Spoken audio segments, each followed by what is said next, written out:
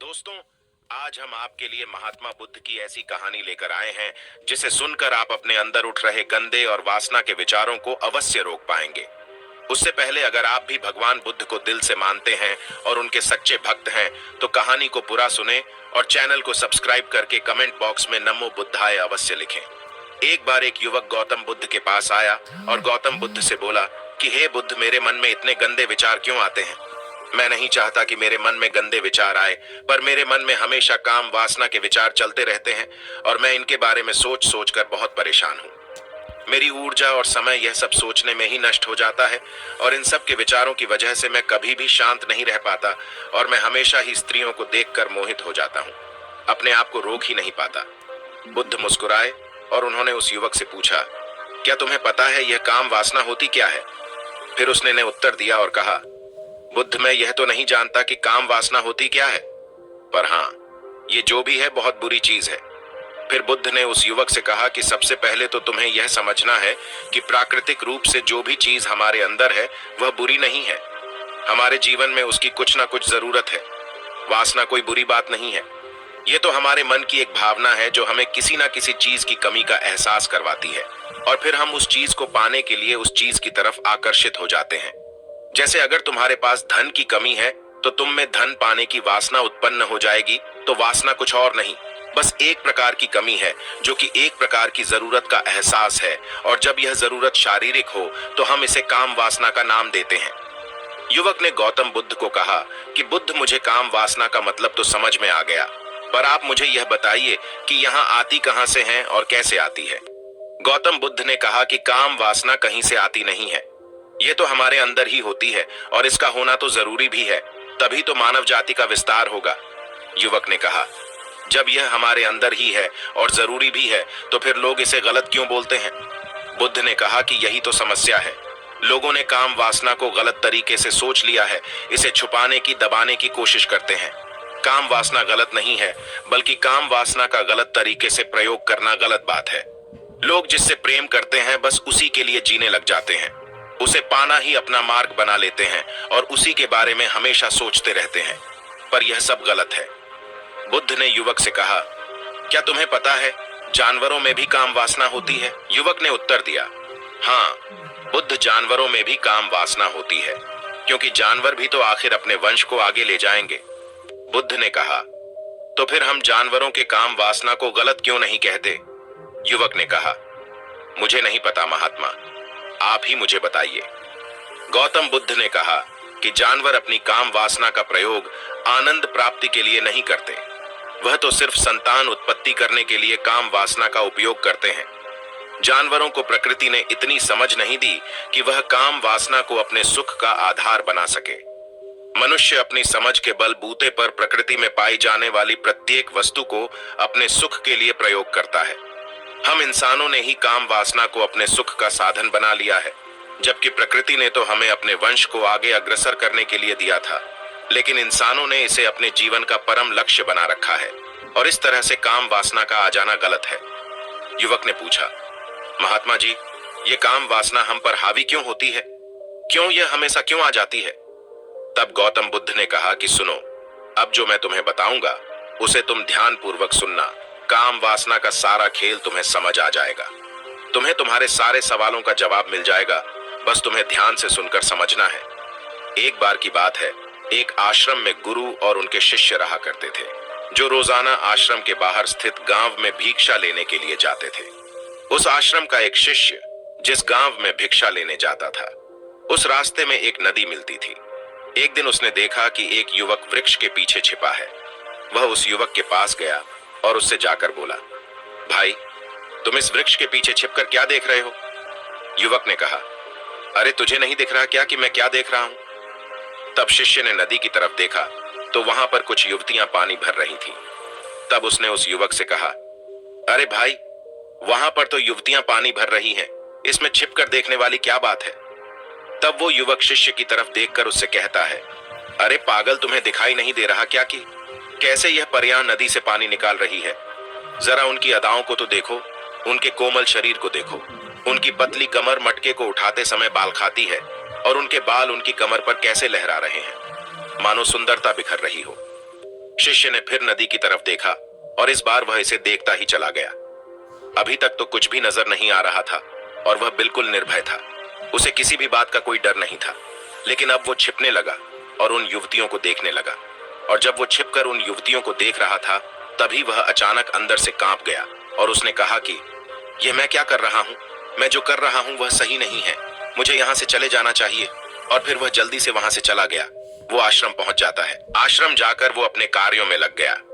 लेकिन जो अभी वह देखकर आया था, वही उसकी आंखों के सामने बार बार आ रहा था। उसके मन में वही दृश्य चल रहा था। उसका मन वही सब कुछ देखने के लिए उतावला हो रहा था। उसका किसी भी काम में मन नहीं लग रहा था। सुबह होते ही वह जल्दी ही भिक्षा के लिए आश्रम से निकल जाता और उस नदी के पास वाले वृक्ष के पास जाता, जहां पर वह युवक पहले से मौजूद रहता था। उसके साथ मिलकर युवतियों को छुप छुप कर देखता था। अब वह रोज ऐसा करने लग गया। यह उसके रोज का काम हो गया। अब उस शिष्य का मन किसी भी काम में नहीं लगता था। वो हमेशा ही किसी न किसी प्रकार के विचार में उलझा रहता। वो आश्रम के कार्यों को भी ठीक तरीके से नहीं कर रहा था। ना वो ठीक से सो पाता था, ना वो ठीक से खाना खा पाता था। उसका मन बेचैन सा रहता था। उसका मन बार बार उन युवतियों के सौंदर्य को देखने के लिए लालायित होता रहता था। जब गुरु दीक्षा देते, तब भी उसका मन कहीं और विचारों में खोया रहता था। गुरु ने अपने शिष्य की इन हरकतों को भांप लिया था। तब एक दिन गुरु ने शिष्य को अपने पास बुलाया और कहा कि आज से मैं भी तुम्हारे साथ भिक्षा मांगने चलूंगा।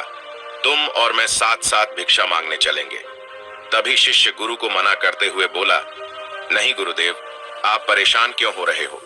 मैं अकेला ही ठीक से भिक्षा मांग सकता हूं। गुरु ने शिष्य से कहा कि ठीक है, तुम अकेले ही भिक्षा मांगने जाओ। शिष्य तुरंत वहां से भिक्षा मांगने के लिए निकल गया। उसके जाने के बाद गुरु भी आश्रम से निकल गए और शिष्य का पीछा करने लगे कि वो कहा जाता है, किससे मिलता है। ये सब देखने के लिए उसके पीछे पीछे चलने लगे। कुछ आगे जाने के बाद गुरु ने देखा कि उनका शिष्य एक युवक के साथ एक वृक्ष के पीछे अपराधी की तरह छिपा हुआ है और छिपकर कुछ देख रहा था। गुरु भी अपने शिष्य के पीछे गए कि आखिर उनका शिष्य क्या देख रहा है, जिसे देखने के लिए वो वृक्ष के पीछे अपराधियों की तरह छिपा हुआ है। गुरु ने देखा कि उनका शिष्य वृक्ष के पीछे छुपकर युवतियों को देख रहा था, जो कि नदी से पानी भर रही थी। तभी गुरु ने शिष्य को कहा कि तुम क्या देख रहे हो? अपने गुरु की आवाज सुनकर वह शिष्य घबरा गया और उसके पसीने छूटने लगे। वह थर थर कांपने लगा, जैसे किसी चोर को चोरी करते समय रंगे हाथों धर लिया हो। उसकी हालत खराब हो गई। वह कुछ भी नहीं बोल रहा था। उसके मुंह से कुछ टूटे फूटे शब्द ही बाहर निकल रहे थे। वो अपने गुरु से नजर भी नहीं मिला पा रहा था। गुरु ने शिष्य की तरफ देखा और कहा कि मेरा शिष्य तो निर्भय था, उसे तो किसी भी चीज का डर नहीं था, लेकिन यह क्या, तुम तो डर के मारे कांप रहे हो। शिष्य ने गुरु से कहा कि मुझे माफ कर दो गुरुदेव, मेरा इसमें कोई दोष नहीं है। उस युवक ने मुझे बहका दिया था, लेकिन आपसे मैं वादा करता हूं कि आज के बाद मैं ऐसा कभी दोबारा नहीं करूंगा। मुझे माफ कर दो। गुरु ने शिष्य से कहा कि कोई बात नहीं, पर इस बात का तुम ध्यान रखना कि हम जैसी संगति करते हैं, वैसा ही फल हमें प्राप्त होता है। उसके विचार हमारे अंदर प्रवेश करते हैं, इसीलिए अच्छी संगति करो, जिससे तुम्हारे अंदर अच्छे विचारों का प्रवेश हो। फिर गुरु और शिष्य आश्रम लौट आए और फिर से आश्रम के कार्यों पर ध्यान देने लगे। उसने उस रास्ते को त्याग दिया और दूसरे रास्ते से जाने लगा। वो अपने काम को ध्यान से करता, लेकिन धीरे धीरे उसके अंदर क्रोध उत्पन्न हो गया और फिर वो दूसरों पर क्रोध करने लगा और बेचैन रहने लग गया। अब वो सही समय पर भोजन भी नहीं करता था। वह भोजन भी बहुत कम खाता था। एक रात गुरु शिष्य के पास आए और उसे बोले कि अब तक तुम कितनी बार अपने वादे से मुकर चुके हो। यह सुनकर शिष्य अपने गुरु के चरणों में गिर गया और रोने लगा। रोते रोते ही उसने गुरु से कहा कि गुरुदेव, मैं कई बार अपना वादा भूला हूँ, फिर वादा कर लेता हूँ, लेकिन हर बार मैं वादा भुला देता हूँ। मेरा मन मेरे नियंत्रण में है ही नहीं। मैं बहुत कोशिश करता हूँ कि मैं अपने मन से सारे बुरे विचारों को निकाल डालूं, लेकिन मैं चाहकर भी ऐसा नहीं कर पा रहा हूँ। फिर गुरु ने शिष्य को कहा कि चलो मेरे साथ। गुरु शिष्य को आश्रम के बगीचे में लेकर गए और शिष्य से कहा कि देखो, यहाँ पर कुछ नाली बनी हुई है, जिससे नदी का पानी इन पौधों तक आ रहा है और यह पानी एक निरंतर भाव से बह रहा है। क्या तुम इस पानी के बहाव को रोक सकते हो? शिष्य ने कहा कि हाँ गुरुदेव, मैं इस बहाव को रोक सकता हूँ। फिर शिष्य ने मिट्टी उठाकर उस नाली में डाल दी। वो पानी कुछ देर के लिए रुक गया और फिर कुछ समय बाद मिट्टी के ऊपर से पानी बह गया। गुरु ने शिष्य से कहा, अरे यह क्या, यह तो पानी रुका ही नहीं, फिर शिष्य ने कुछ मट्टी पत्थर उठाकर उस नाली में डाल दिए और फिर कुछ समय के लिए पानी रुक गया, लेकिन फिर उस पत्थर के ऊपर से पानी निकल आया। फिर गुरु ने कहा कि यह क्या हुआ? पानी तो फिर से बह गया। तुम तो बोल रहे थे कि तुम इसे रोक दोगे। क्या हम किसी काम को रोकना चाहे तो क्या हम उसे रोक नहीं सकते? तब शिष्य ने कहा, कोई बात नहीं गुरुदेव, मैं इस पानी को तो आपको रोक के दिखाऊंगा। वह फिर से एक भारी सा पत्थर लेकर आया और उसे नाली पर डाल दिया और पानी रुक गया। तब गुरु से कहा कि देखा गुरुदेव, मैंने कहा था ना कि पानी को मैं रोक दूंगा। मैंने पानी को रोक दिखाया, आपकी बात मैंने पूरी कर दी। गुरु मुस्कुराए और बोले, अच्छा जरा ध्यान से देखो पा, ये रुक गया क्या? वो तो पीछे की नाली से बाहर आ गया और अगल बगल से बह रहा है। और ध्यान से देखो, इस पत्थर के आगे भी आ गया और यह पानी अपना रास्ता बदलकर फिर से आगे की तरफ बह जाएगा। और फिर कुछ देर बाद ऐसा ही हुआ। फिर गुरु ने शिष्य को समझाया कि तुम्हारे साथ भी तो ऐसा ही चल रहा है। तुम बार बार प्रयास कर रहे हो, पर हर बार तुम्हारा प्रयास टूट रहा है और यह हमेशा टूटता ही रहेगा। तुम कितना भी मिट्टी पत्थर रख लो, लेकिन पानी तो अपना रास्ता बना ही लेगा। ये सब देखकर शिष्य ने गुरु से कहा कि हे गुरुदेव, क्या कोई तरीका नहीं है जिससे मैं गंदे विचारों से बाहर निकल सकूं और यह मेरे मन में आए ही नहीं? गुरु शिष्य को एक नदी के पास ले गए जहां से उस बगीचे में पानी आ रहा था। गुरु ने शिष्य से कहा, वो पानी इसी नदी से जा रहा है।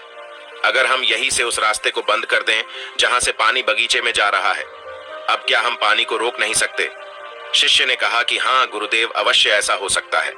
मैं इस पानी को यहीं से बंद कर देता हूं, तब आगे की नाली में पानी जाएगा ही नहीं और फिर बगीचे में पानी जाएगा ही नहीं। फिर शिष्य ने नदी से जाने वाले रास्ते को बहुत मेहनत करके पत्थर और मिट्टी डाल डालकर बंद कर दिया और गुरु से कहा कि गुरुदेव, मैंने पानी को बंद कर दिया है, अब यह पानी बगीचे में जाएगा ही नहीं। तब गुरु ने कहा कि अगर पानी बगीचे में नहीं जाएगा तो पौधों को पानी कहां से मिलेगा? उन पौधों को तो पानी की आवश्यकता है और उन पौधों में कुछ पौधे तो ऐसे हैं जिनको रोज पानी की आवश्यकता है। वह तो मुरझाकर मर ही जाएंगे, उनका क्या होगा? पानी तो हमें खोलना ही होगा। शिष्य ने गुरु की बात सुनकर वापस नदी से जाने वाले पानी का रास्ता खोल दिया। तब गुरु ने शिष्य से पूछा कि अगर हम इस नदी के पूरे पानी को बगीचे की तरफ कर दे तो क्या होगा? तब शिष्य ने जवाब दिया कि गुरुदेव, वहां पर जितने भी पौधे हैं वो गलकर नष्ट हो जाएंगे, वहां पर कुछ नहीं बचेगा। फिर गुरु मुस्कुराए और बोले, तुम इस बात को समझो कि हमें किसी भी चीज को रोकना नहीं है, बस हमें हमेशा संतुलन बनाए रखना है। कम पानी से भी पौधे नष्ट होते हैं और ज्यादा पानी से भी पौधे नष्ट होते हैं। हमारा जीवन संतुलन से ही चलता है। गुरु ने शिष्य से कहा कि अगर मैं तुम्हें कहूं कि तुम आम के बारे में मत सोचो तो तुम्हारे मन में सबसे पहले किसका चित्र आएगा? शिष्य ने कहा कि गुरुदेव, मेरे मन में तो पहला चित्र आम का ही आएगा। गुरु ने कहा कि जब हम गंदे विचारों को जबरदस्ती रोकने का प्रयास करते हैं तो वह और मजबूती के साथ हमारे अंदर प्रवेश करते हैं, हमारे अंदर उठते हैं।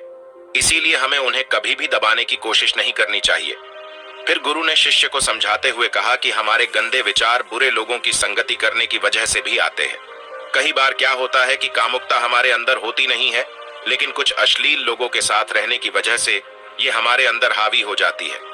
फिर शिष्य ने कहा कि गुरुदेव, आप सही कह रहे हैं, मैं अपने मार्ग से भटक गया था। फिर वह शिष्य उस रात बहुत ही चैन की नींद सोया। सुबह अपने कार्यों को पूरे मन से किया और फिर सुबह वो भिक्षा लेने के लिए उसी रास्ते से गया जहां वह युवक आज भी वृक्ष के पीछे छुपकर उन युवतियों को देख रहा था। वह शिष्य नदी पर गया जहां वह युवतियां पानी भर रही थीं। उसने उनसे पानी मांगा। उनमें से एक ने उसे पानी पिलाया और उस सन्यासी शिष्य के चरण छुए। शिष्य ने उसे आशीर्वाद दिया कि तुम्हारा कल्याण हो। उसका मन सकारात्मक ऊर्जा से भर गया। उसके चेहरे पर मुस्कान आ गई थी, जैसे कि उसे कुछ खोया हुआ वापस मिल गया हो। वह वापस अपने रास्ते से जाने लगा। तभी पीछे से वह युवक आ गया जो वृक्ष के पीछे छुपा हुआ था। वह शिष्य के पास आया और बोला कि क्या बात है, आज तो तुमने नजदीक से दर्शन कर लिए, तुम तो मुझसे भी आगे निकले। तब शिष्य ने कहा कि हम हमेशा दूसरे के दर्शन करने में ही व्यस्त रहते हैं, अपने दर्शन कर ही नहीं पाते। तुम कब तक इस वृक्ष के पीछे छुपते रहोगे? किसी को पसंद कर लो, उससे बोल दो। अगर वो भी तुम्हें पसंद करती है तो शादी कर लो, और उससे पहले तुम कुछ बन जाओ। अपने आप को पहचान लो, ऐसे अपना समय बर्बाद मत करो। फिर वह युवक रोज उससे मिलने लगा और उस युवक ने नदी पर जाना त्याग दिया। और फिर वो युवक अपने जीवन में कुछ बनने के लिए संघर्ष करने लगा। तो तुमने देखा संगति का असर क्या होता है। अपनी संगति बदलो, अपने विचार बदलो। बुद्ध ने युवक से पूछा कि क्या तुम्हें तुम्हारे सारे सवालों का जवाब मिल गया? तब युवक ने कहा कि हाँ महात्मा जी, आपका बहुत बहुत धन्यवाद। तब गौतम बुद्ध ने युवक से कहा कि जब तुम्हारे मन में गंदे विचार आए, तब आप अपने आप को दोषी मत मानो। केवल उन विचारों में संतुलन बनाने का प्रयास करो और अपने आप को पहचानो। धन्यवाद।